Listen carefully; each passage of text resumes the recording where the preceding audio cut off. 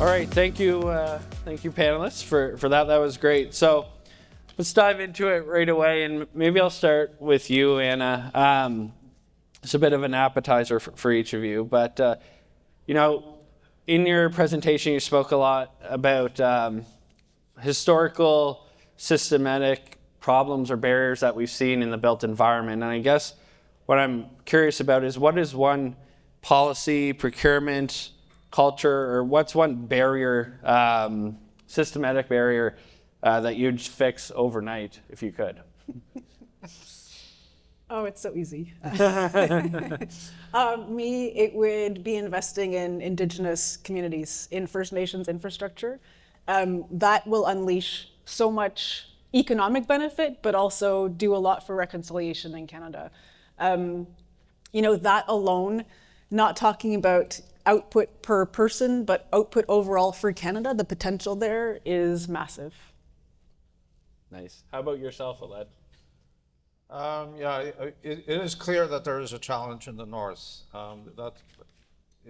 That is, I have a paper coming out shortly in the north, and there are serious problems there. So I would agree with that in general. But I think for, shall we say, in the provinces, I think having a serious reform of processes in municipal government. Debbie, what's the main thing you would change to fix our productivity problem? So Brandon, you said radical. Radical, yeah. So imagine a ticker on the wall, or maybe it's in the sky, I don't know, because we would all be able to see it, but showing us actually how much progress we were making on this issue. So if we had national data, I'm being a bit facetious about the number in the sky, but if we had a website we could go to where we could actually track progress against this issue at a national level, because we all know it's a problem. Like imagine that we have this critical issue for largely all Canadians, but we're not getting any feedback on how much progress we're making to resolving that issue. Yeah. Actually, on that note, maybe Aled, I want to go to you on this.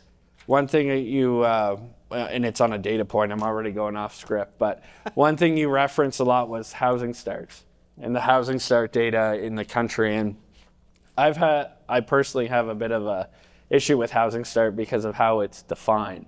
Has there been any discussions with CMHC or Statistics Canada about how we might start measuring national housing occupancy rather than the start only? Is that something that you've discussed?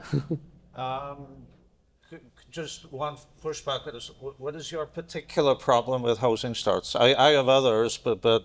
So my particular problem is that a housing start, depending on the time of an election cycle, could mean cutting a ribbon. It could mean the foundation's installed. It could mean the heavy equipment shows up on site. It could mean the building permit has been approved, different things like that. I think what I've seen is inconsistency in the definition and how it's collected, and then it's influencing. And maybe I'm wrong. So on that part, I will push back with you, but I'll take it in a little bit of different direction. So CMHC collects the housing starts data, and there is a fairly rigorous process about it, so it's fairly well defined what an actual housing start is. A particular problem at the moment is that what you think of as a housing start, or the economic implication of a housing starts, may differ from a single detached house versus an apartment structure. So in both cases, it's roughly when concrete is poured. For an apartment structure, it's when the development gets up to grade, which is quite a bit further along. But the economic decision on when to start a single detached, maybe a few months prior, but for an apartment structure, it may have been a couple of years prior. So the information context of a building start may differ. Now, having said that, what I would like, and perhaps this gets to your dashboard idea, is I find data on the whole building process to be not very transparent.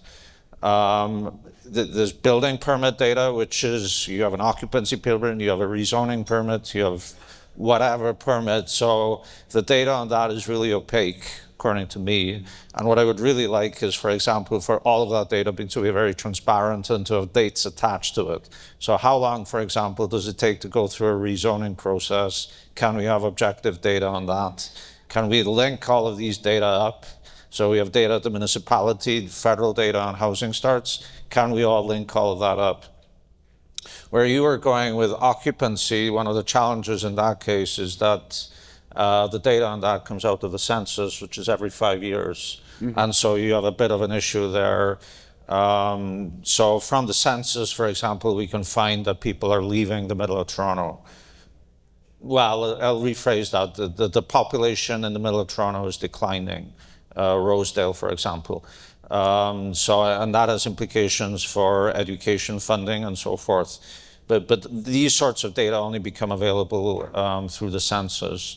So can we develop a much richer data system where all of these data are linked? We can have more benchmarks. Can we have the data measured, to your point, in the same way? So, for example, is a building permit in Mississauga the same as a building permit in the City of Toronto? There's a lot of mess with the data, and just tightening all of this up would be, I think, hugely helpful. To your point, what gets measured gets managed. And sort of trees to keys, right? Like, so it's the keys that are the thing that Canadians want to hear about. And so I love all that, Aled. And imagine that we had a Tiger team that could go fix a slowdown. So, if there's a scheduled process for that development and something's behind schedule, we've got people we can send to fix that problem. Like, you said radical. No, for sure. Do you mind if I just dig into actually Aled's first response on municipal reform? What specifically do you have in mind there? Well, if you want to be radical, I could change the Constitution, but there's a lot of parts to disassemble, I suppose, in that area. I mean, the topic du jour is what is going on with development fees. It is very, very clear that development fees is a tax on new home buyers. The language can be modified and maybe made more diplomatic, but there's a whole pile of economists that have looked at this topic around the world, and there is a difference between who financially pays a development fee and who actually bears the burden of the fee. And the uniform response, I think, amongst economists is that the development fees are effectively a tax on new home buyers. Now, there's a question then of, okay, if you get rid of development fees, who pays for infrastructure? And that gets into a whole separate issue. So should there be user charges on water use, for example? But this gets complicated in a hurry, and I'm not completely privy to the discussions at the moment, but there is movement in this area at the federal level. So that's one area. Can anything be done on development fees? If there's anybody from Quebec here, the tradition in Quebec is not to have development fees. It's the province that pays for local infrastructure. Yes, it does mean higher sales taxes and income taxes in Quebec, but it also means more housing affordability in Quebec. So there are trade-offs. So that's one area. I think the whole area of regulations on the development process, rezoning of land. I hear a lot of horror stories from developers. I was talking to a guy yesterday, and he was how the fire safety system had to be moved around in buildings, even though it had already been installed in other buildings. And so there's a lot of these processes that are very challenging at the municipal level. At the federal level, it is a legal requirement to have a cost-benefit analysis for any regulation. I don't think that applies at the local level. No, thank you for bringing that up, because that is one thing. We're doing a study at the university looking at barriers to building. Right now it's housing, and we're looking at it through a prefab lens, given what our research center focuses on. But next it's going to be healthcare, it's going to be schools, it's going to be civil infrastructure and so on, which is kind of a good segue to the next question for you, Anna. So we talked about Canada reaching new tipping points for health, prosperity, sustainability. My question is, how can we balance those long-term goals with, the current pressures of the current market, which is really build faster, build cheaper, use local products, keep people employed? That's the problem of today. How do we keep, the future in mind when we do that? Yeah, and Aled referenced benefit cost analysis, and absolutely has to be life cycle benefit cost analysis, not just the short term. I think probably some of the information that I presented today would perhaps change the way benefit cost analysis is done. We often don't think about those spillover effects that are created. If there was this one Canada dashboard, people would start to see how the different levels of government, different departments within government are contributing towards the same thing. And they would start to see what that whole life cycle cost look like. So for each department or each level of government or each participant, the cost would be lower. And then the outcomes, they would still have the same outcomes, but all of the departments and all levels of government get those outcomes. So I think it kind of comes back to how we're measuring, are we even doing benefit cost analysis? And if we are we looking at that whole life cycle and what's included? What is what are the rules for what needs to be incorporated into that analysis? Yeah. No. How about yourself, Aled? What do you think? How are we going to balance, the goals of the future and what needs to happen given the ever-changing climate and world with the problems of today? This is hugely difficult. I mean, the other challenge, which I think you alluded to briefly, Debbie, was those of you who are living in Toronto are probably familiar with the condo situation in Toronto and the decline in condo prices. And I think this is going to have a very negative impact on housing starts in Toronto. So I think in housing construction, it is really challenging because of the timeframes involved. For those of you not in Toronto, getting approval for rezoning in Toronto is a 3 to 5 year process. You hear stories of longer. The actual process of construction, maybe a couple of years. So the time lags here are enormous. And then at the moment, as I say, with the condo downturn in Toronto, the lags are going to be very difficult to handle. So, and this is even without taking into account environmental or other longer term objectives. So how to get this? I think it's part of it maybe just communicating more information, more demonstration projects, more showing what can be done. There are concerns about costs in this area. So if you have examples of how a more natural way of addressing these issues can lower costs, then it's getting this information across. But this is challenging in the housing area. Yeah. Debbie, did you have anything to add to? Well, I think the market's already reacted, right? So I think that folks that were more focused on condos, like there has been a shift to, purpose-built rental, and the market has kind of swayed in that direction. But some of the most recent research is suggesting that the condo market will start to resurge. So we'll see.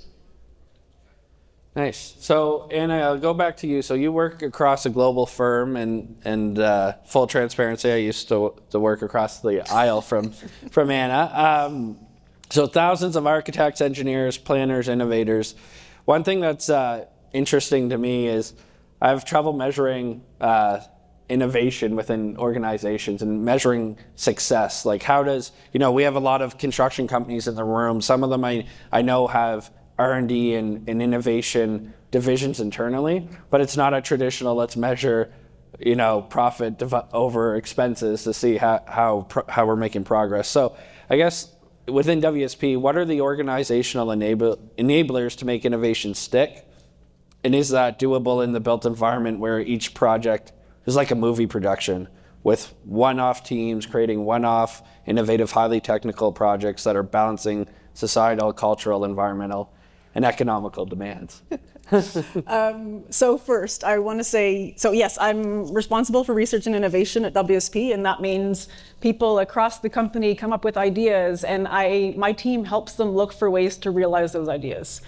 But I want to be clear, in a publicly traded company, that is really hard to get people to take the time out of a billable project to put into innovation. It's a very hard sell.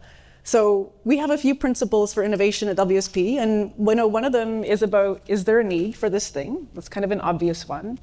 Does it align strategically with our aims as an organization? Is there actually a project for this already, a client that we can co-create with, pilot with? And are there partners out there? Because trying to push something on your own just isn't gonna really get you all the way. And one of my colleagues in Sweden did her PhD thesis recently on innovation in the built environment, and it was specifically around getting renewable energy into buildings. So will you have a solar panel? What are your options there? And her finding was that really to make sure innovation isn't just the idea that you come up with, it's actually getting it implemented and embedded and built. And what she found to get it all the way was that client knowledge and the client ability to work the ecosystem is absolutely critical, because it's not just about, hey, I've got a great idea, I know who to do this with. It's also, we need the supply chain to help us with this too. They have to be part of it, they have to be bought in. We need the whole ecosystem has to be part of it. So her big takeaway was that client orchestration is really key to having innovation implemented into the built environment. So you're saying, so it's the owner side, the client side that needs to drive that. That could be through the way they procure projects and so on. And for the general contractors in the room that are directly working with those clients, how would you, and they want to, there's a bunch of new innovative technology in the back of the room, how would you think that you could bring that to the client in a way? Yeah, so that really comes out to what I was saying about our role is to influence clients, to help them see what the possible is, to start giving them that pathway for, hey, here's a vision for you, here's a way, I already know that you have these objectives, we have this thing that will help you achieve those objectives. Now let's start talking about how we could build that network out together. So it's extra work. It's really networking, it's time consuming, it's kind of messy, but that all has to be done to get that ecosystem ready. Yeah. And Aled, you'd shown a graph where it showed investment in R&D, and I like to put that up a lot. For one, I work at a university, so we want more investment in R&D. Two, we can overlay that with our productivity metrics and see that all those other sectors have increased and construction's pretty stagnant. I guess, how do you think innovation could be, pushed more into the construction industry? Well, first of all, I would say there's no silver bullet. I came up with an expression recently that although there's no silver bullet, there may be silver buckshot. So we probably have to try in a whole range of approaches. Debbie, you mentioned the social housing initiatives at the federal level. I think one aspect that has not been put into those programs has been, well, can we actually get these done cheaper? Can we put some pressure on the industry to lower costs? And that's broad-based. So, for example, I hear complaints that when it comes to social housing, the architects of the social housing put in all sorts of fancy features in there, which obviously raise costs. So can we, are these actually necessary? Is there a way of incentivizing lower costs in government programs? And as I mentioned earlier, I believe in Singapore, France, etc., the UK, they're now mandating more technology when people are submitting bids for social housing. This does not seem to have been done in Canada. Is there a way for some of these social housing programs to, shall we say politely, encourage the industry to be more digital, to explore other opportunities to lower costs? There are other, policies, like maybe there should be more dedicated research centers for residential constructions, more on the positive side. There's a lot of government incentives for R&D in Canada, so I'm a little bit reluctant to suggest more incentives for R&D because they're actually quite generous. But is there a way of targeting some of that support, encouraging more collaboration, to your case about industry with academics, with universities? There seems to be some low-hanging fruit here that perhaps should be exploited. Yeah. How about yourself, Debbie? Within EY, how do you measure innovation, and how do you encourage, owners and clients? Yeah.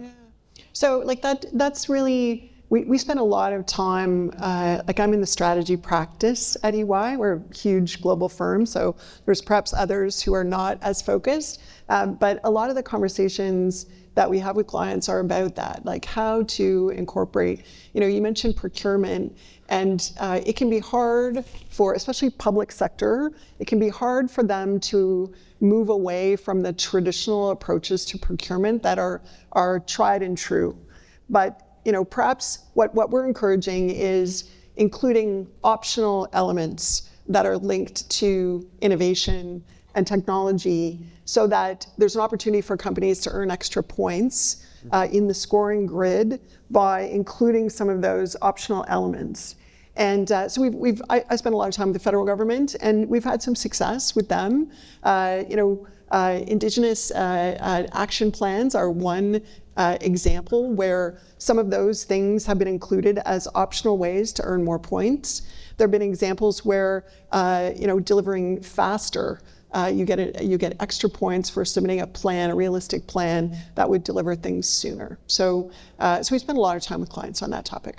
Yeah, and so one thing, I know a colleague Tom Strong, many people in the room would know, he was chair of the board with Building Transformations before. He's now working in the insurance industry, and they're trying to understand, or he's working within his organization to push that if you are more mature in the BIM or virtual design and construction space, how does that potentially lower premiums and start to quantify that value? Is that things that you're starting to see? So we're talking, again, a lot of companies in the back here, they're focused on digitalization of the built environment and how to move things from paper and pen to the tablets and so on. So is that something that you're seeing through procurement as well, and has it worked? Yeah, so I'm, as I mentioned, at the federal level, I'm not sure that we're seeing widespread adoption. Are we seeing pilots and examples where people in various organizations are trying to advance some of that? It feels like no insult intended, Aled, but it does feel like our federal government sometimes is the slowest to adopt some of those things, because they need to take the national approach and ensure that it works for everyone across the country. But when we think about municipalities and some of the provinces, then we are seeing progress in that regard, much more embracing technology. Yeah. Now, I'm going off script again here quick. So I saw a Substack the other day, and it talked about whether or not software in this industry has lived up to its promise. And I was reflecting back on 2 years ago, there was an economist out east who did a presentation. He was comparing mega infrastructure projects and the price per unit, whatever the unit of measure was. For a bridge, it was price per lane kilometer and so on and so forth. And you saw this major increase in cost of infrastructure. And when I think about the promises that we made around innovation and digital tech and so on, shouldn't it eventually drive down the costs and increase the productivity? So I guess putting you a bit on the spot, but Anna, do you think that the promise of the new digital technology, has it lived up to it? Are we the promises that we hear from the big players, is it living up to the results in the built environment? Yeah, it's funny, I was listening to a podcast on that exact same thing just yesterday, and I think, honestly, I actually think we haven't adopted the digital technology and the software to the extent that we can. Now, am I going to say that if we do, it will live up to its promise? I don't know. But just that, the change in how we work, that's a huge amount of change. that a lot of people still haven't gotten into. And that does require government procurement policy that says we want data, not just a bridge. We actually want the data behind the bridge, for example. So that, I think, will make a huge difference to having the promise. Yeah. If I could, so I have an example. It's out of the energy sector, and it's not to do so much with construction, but it was something that the previous CEO of NB Power brought up to me. He said, we had options to simply put in smart infrastructure to increase the capacity of our grid. And he said, this is how it works. When the wind blows, it cools the transmission lines, and that lets more power be transmitted. And if we had smart technology, then we could sense when the wind is blowing or when the lines are cooler, and then we could send more power through. But our current regulations don't allow that. They don't recognize that that is a thing, because they were created when there was no technology like this. And so instead of investing a couple $100,000 in smart infrastructure, they invested tens of millions of dollars in new transmission lines, upgraded transmission lines. So even when the solutions are there, we often don't have the mechanism to use them. Mm-hmm. I have an example too, Brandon. So my friend Jeff Cape at Assembly Corp, I don't know if anybody's here from Assembly Corp, but Jeff talks about the fact that with modular, you work out all of the spec issues in the factory. And so the change control that happens on site when you start to layer the electrical plan and the mechanical plan, all of that happens in the physical world for the first time in traditional construction. I know I'm simplifying, but bear with me. But in the industrialized construction, that happens in the computer. All those things are lined up. The change control opportunities are minimized, and that does save time and cost on a construction project. Yeah.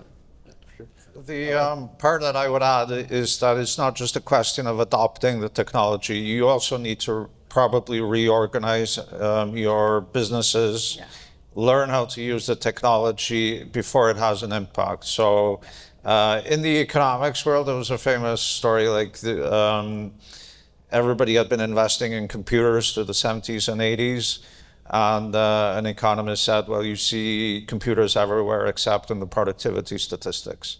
And the issue there is that, yes, people had bought the computers, but they hadn't redesigned their business systems to take advantage of all these computers. And it was only with the advent of the internet, when there was all sorts of restructuring, reorganization, and so forth, that you actually saw productivity start to take off. So it's not just a question of buying and using the software. You may have to reorganize more broadly to take the full advantage out of that. Now, just quickly, do you think, the big thing everyone's talking about right now is AI, and has been more so in the last couple of years?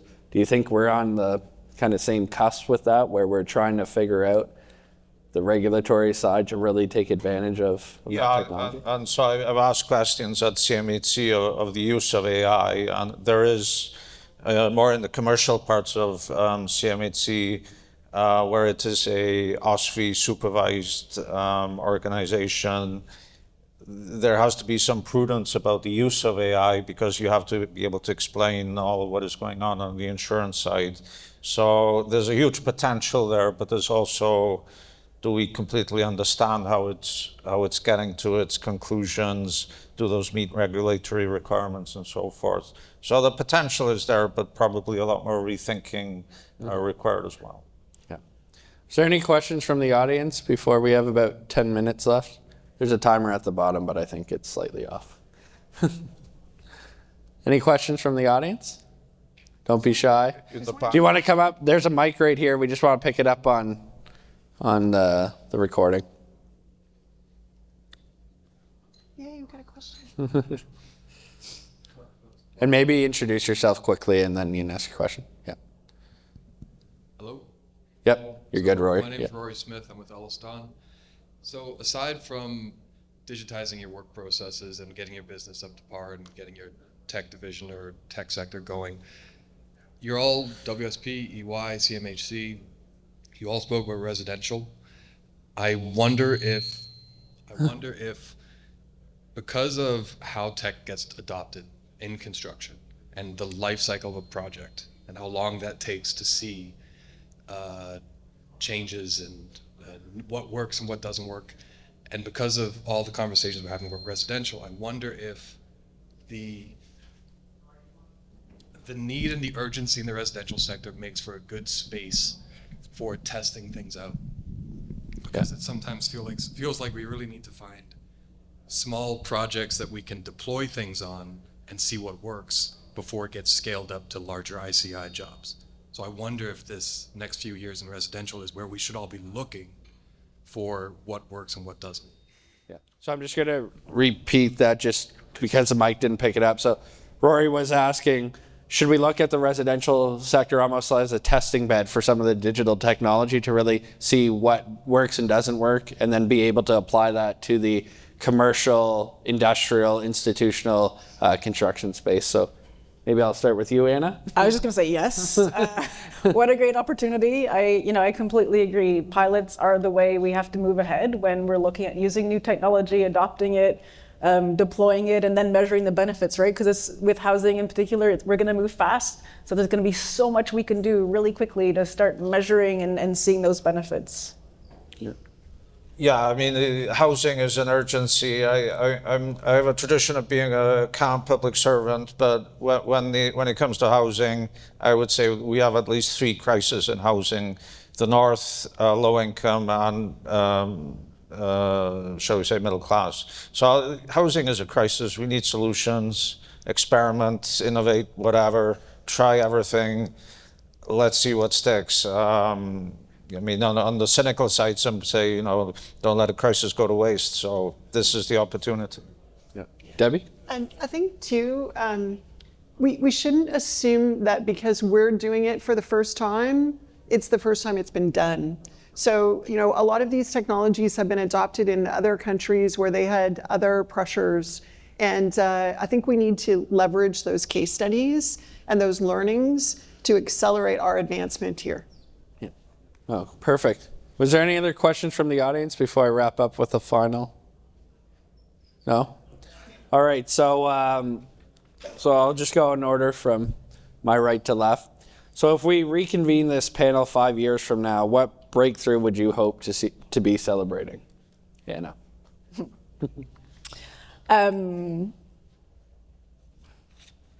Okay, so I would want to see that we have made all of that investment in Indigenous communities, at least the start of it. But yeah, to me, that is the thing that will make the big difference. And if I could say, I really want that dashboard also, yeah.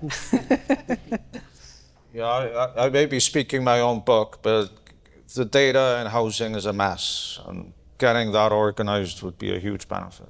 Just quickly, who should do that?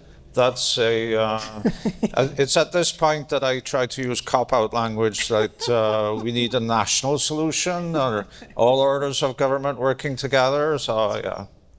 Yeah. Debbie? So I would say 5 years from now, after a successful implementation of Build Canada Homes, we could celebrate the re-election of Mark Carney as our Prime Minister. I'm not trying to be political, but I hope that these federal programs actually do make a big difference, and that 5 years from now we would be celebrating that success. And maybe if we're talking like that, celebrate a closer relationship again between our trade partners south of the border. Yeah. All right, I guess that you guys gave really quick, succinct answer, so I'm going to ask one more. What gives you optimism that the built environment can truly transform productivity over the next decade? And I'll start with you, Debbie, and come this way. So I travel a lot for my job. I deal with clients across the country. And every time that I'm on a plane and it is taking off, especially some of the larger Airbuses, I'm somewhat filled with amazement that we can do this as a global, in our life as a global citizen. And so, if we can make planes fly, then we can build a whole bunch of houses. Mm-hmm. So I have a lot of optimism because of that. Yeah. How about yourself? Well, mine is a little bit mixed. I think we have to be optimistic because if we don't do this, we're in trouble. We have to do it. It's not really a choice. Great. Anna? So I have a very fluffy bunnies and rainbows kind of view. I feel like mine was that. Which, whenever I've presented to senior leaders in government about the opportunities in green infrastructure to reduce costs and improve outcomes, the energy example that I gave, every time they are floored. So they don't know that these solutions are available. So the reason I'm so optimistic, a little bit naive, is that the information just isn't reaching the right people in the right way.